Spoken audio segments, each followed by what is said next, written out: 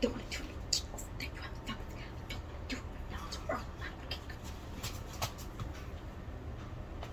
Good morning.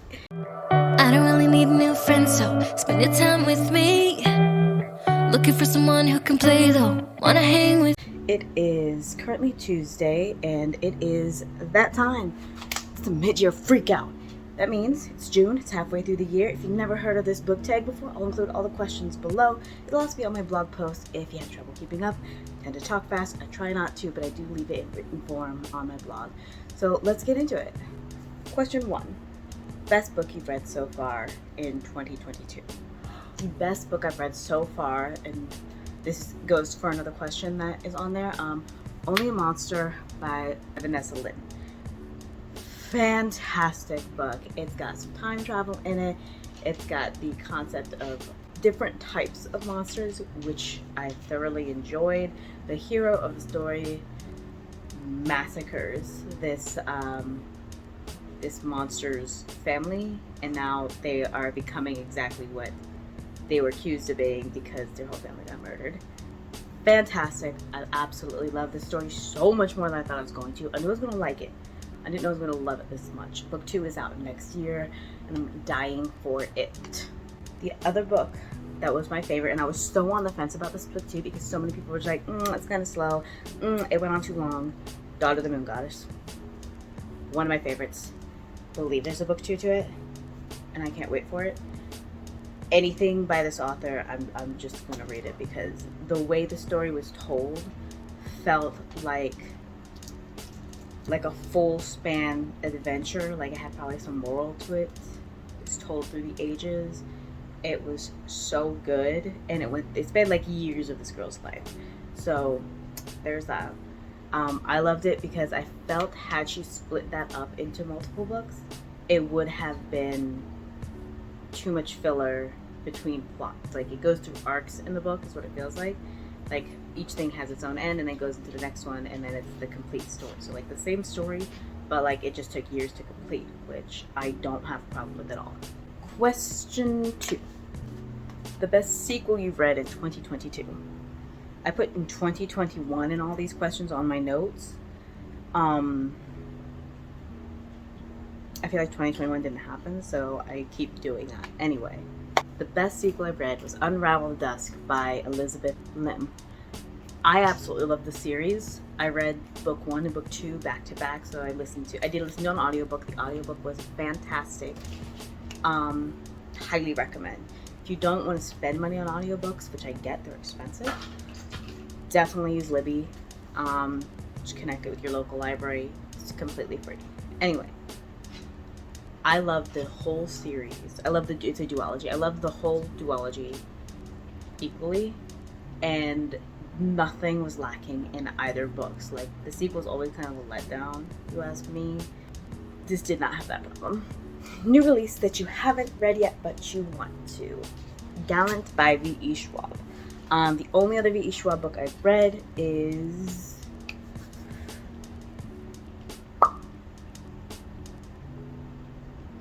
it's on the tip of my tongue. The Invisible Life of Addie LaRue. I liked her writing. I liked the style of it. Story-wise, there were some things I'm just like, could have had something added there, or this was kind of weird, but okay. Anyway, I see so much about this. I love the cover of it. And Darling Girl was on this list, but I waited so long to make this video that I have read Darling Girl. So that's on a separate section of this video. Most anticipated read for the second half of the year. Book 2 to Amari and the Night Brothers. It's called Amari and the Great Game by B.B. Alston. The magic system of this book was fantastic. The main character was just so likable and followable. She felt good to tell the story. Like she felt like she was the one that was supposed to be telling this story. A lot of times side characters can take that. A little bit of a spoiler, so if you don't want that, I'm gonna hold my hand up during the spoiler. Just skip right on past. The side character is a dragon. In my opinion, I immediately thought that was going to kind of shift my attention to her, but it really didn't, even though she had her own character arc and it was so well developed. she reached her character arc in tandem with the main character. So that was fantastic.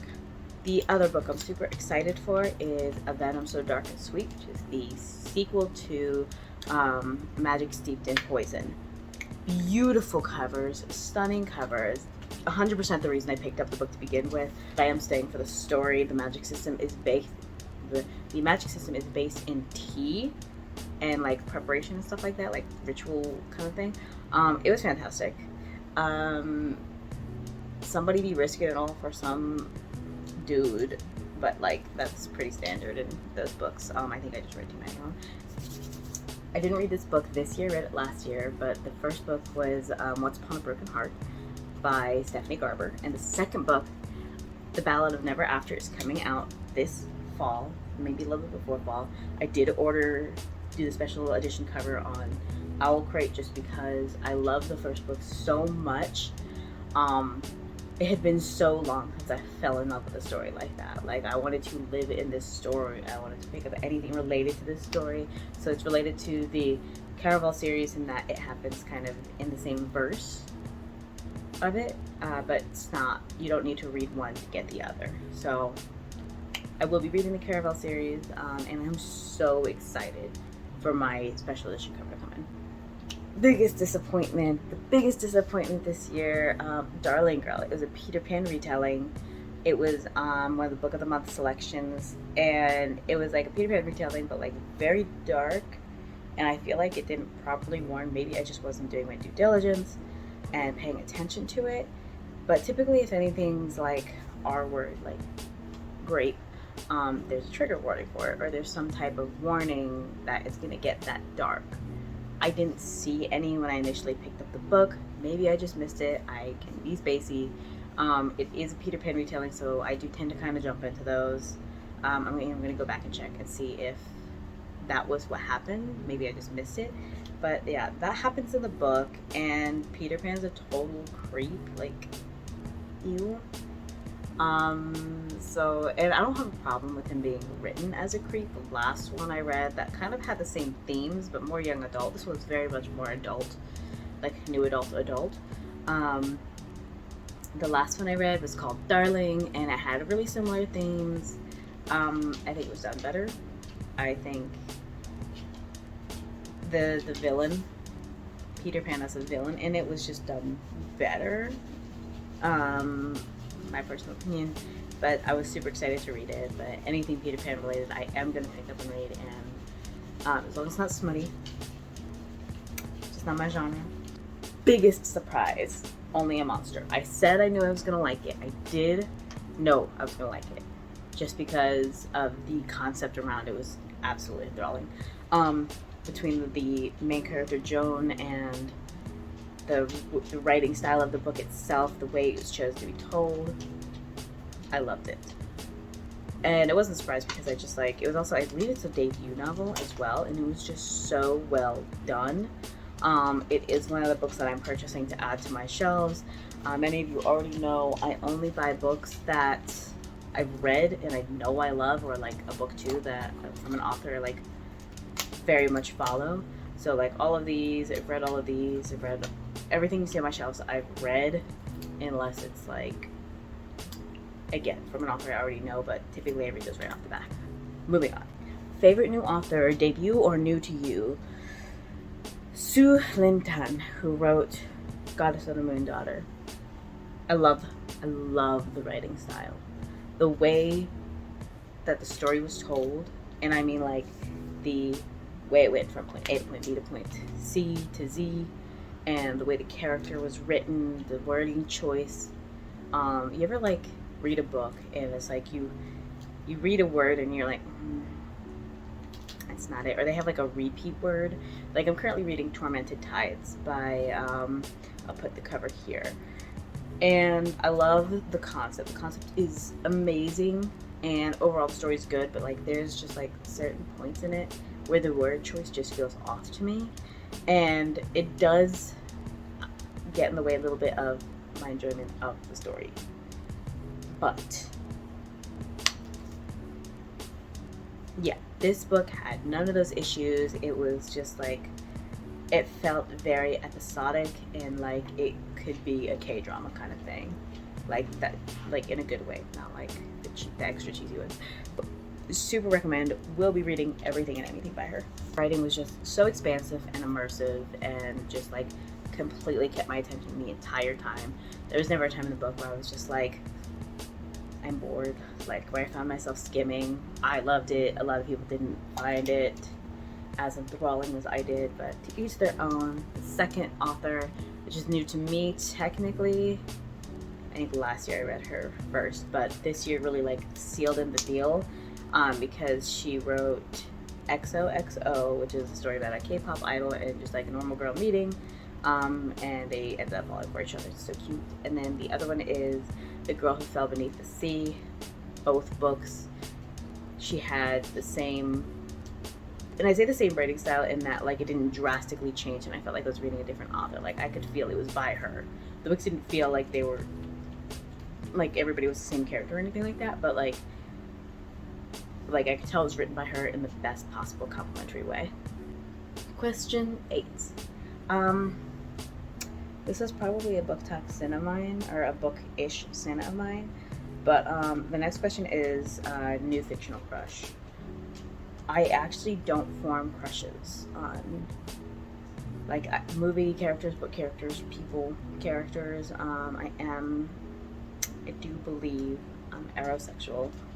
I don't, and maybe they're just different things, but like the idea of having a romantic relationship with anybody just doesn't trigger in my mind. There are characters and I'm like, me and them would be literal best friends, and I don't know if that's the same thing, but like if I had to pick, 1000% it'd be Joan. I feel like we'd get along.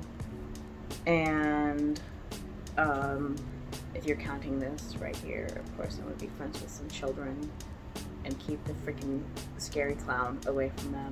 But just the books I've read this year, for the first time, Joan and me would be friends. Books that made you cry. I very rarely cry at books. Like I get very sad, but like as far as like tears actually coming down, very rare. And I didn't read this year. I read it in December. You've Reached Sam. That book had my soul, and it probably wasn't great because I read it around the anniversary of my mom's death, which was 2 years ago at that time. It was like her 2-year death anniversary. Yeah, she passed in 2020. No, she passed in 2020. So last year was 2021. So it was the year anniversary of her passing. This is coming up. It's her 2-year. I don't know if I just like read that at the wrong time and that like got me more in my feels, but especially because it's a book, I think it's one of the few books she would have read that I think she really would have loved. So that got me in my feels by itself. But the writing itself, the story itself was so well done. The grief, the way it was handled was just like so relatable and realistic. Like she didn't like suddenly feel better, like move on with her life and feel all happy and stuff like that. So that was just like, it was just really well done. Books that made you happy. Amari and the Night Brothers, hands down, made me happy. The Spy X Family series is my new dopamine boost. Snow White with red hair, always. I've been reading it very slowly because I read it when I need a dopamine boost. I've been doing the same thing with the Honey So Sweet series. I still have book 8 to get to because it just gives me so much joy, and I feel like I can really just like smile and kind of thing, like, because it's just so cute. Especially like it's Snow White with red hair, where there's 2 main characters. Like, well, the prince obviously loves her, and then like the guard is like slowly falling in love with her, so it feels like very guard ex-princess trope. She's not a princess, but like that's what it feels like. So it just gives me the every time. So I read them when I really need to feel happy, when I'm feeling like anxious. They're just like my go-to book to read when anything like that's happening. Finally, Daughter of the Moon Goddess, because it had such a satisfying, fantastical ending, and like the girl was a total badass, total didn't need anybody to save her. She's like, I'm getting out myself. Even when the prince shows up to save her, she like, nah, I already got it, fam. I'm actually here to save you. So highly recommend this book. You might find it a little slow going. You might find it like it feels like it's supposed to have an end and then go on, but it felt very much like just like arcs of things. So each was kind of like its own mini story within, but it needed the whole thing to feel complete. Like I don't think she could have ended it anywhere and then split it into another book and then that book be totally about that next arc without it feeling like a ton of filler. So just my 2 cents. The most beautiful books you've bought or received this year. I haven't purchased them yet. They are to be purchased, but A Magic Steeped in Poison will be owning those.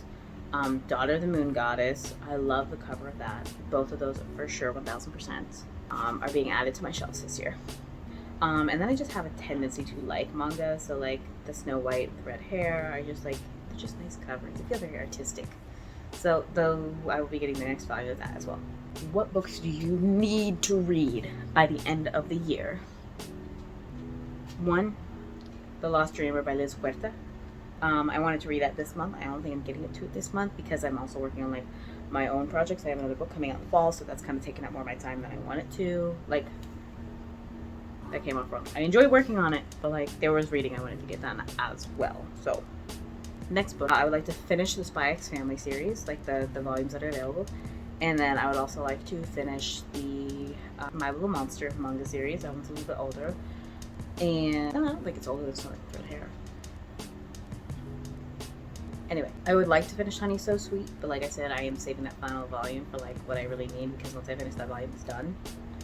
I think I want to finish Snow White with the red hair, like whatever's available. I think there's still another volume coming out. And then The Inheritance of Orquídea and Divinia. I'm choking now. Would also like to get to that book as well. I actually started it, and I'm listening to it on audiobooks. It'll only take me maybe end of today, tomorrow to finish. I started chapter 1 last night and then I fell asleep. So there's that. But yeah, that is the reading roundup thus far. 6 months into the year. Can you believe we were 6 months in? Half the year is over. In 2021 and 2022, I feel like it didn't even happen. I look at the year sometimes, I'm just like, it's like 2 years. Like 2 years have passed. And 1 year literally couldn't do anything. The other year, like, we could kind of do stuff, but not quite. Things were still getting back on track. Things were still getting back to normal. I am in school. It did set back my graduation plans, so there's that. But yeah. And it set back a little bit, like, book launching plans. Not as much as other things, but, like, it was hard to get things done because I had to, like, make money other ways. So anyway, thanks so much for stopping by today. Link to join the newsletter is down below. If you're interested, go ahead and sign up. It's absolutely free. You wouldn't have to pay for anything. If you're like chosen to get an ARC or be a beta reader, I am currently looking for beta readers. So like down below, there'll be a form. This is for the book coming out in next month, but also like potentially if you're down a series commitment. Obviously, if you don't like the first book, just like it wasn't for me, I didn't like very much, you don't have to read the next ones. But definitely looking to build a consistent beta reader team because this is my first series coming out. So if you're interested, definitely down below. It has been fantastic seeing you again and trying to get back on track with my videos. It is a little bit difficult because I do split my time between my writing, my school, my work, and various other things that I like to get involved in because why not? Anyway, if you're down for any collabs, I don't care about your follower count. I only have 37 followers, so if you're down, I'm more on Instagram and TikTok. I got 1,300 I think on TikTok, so and then 400 something on Instagram. If you're down to collab on any platform at all, I am so down for it.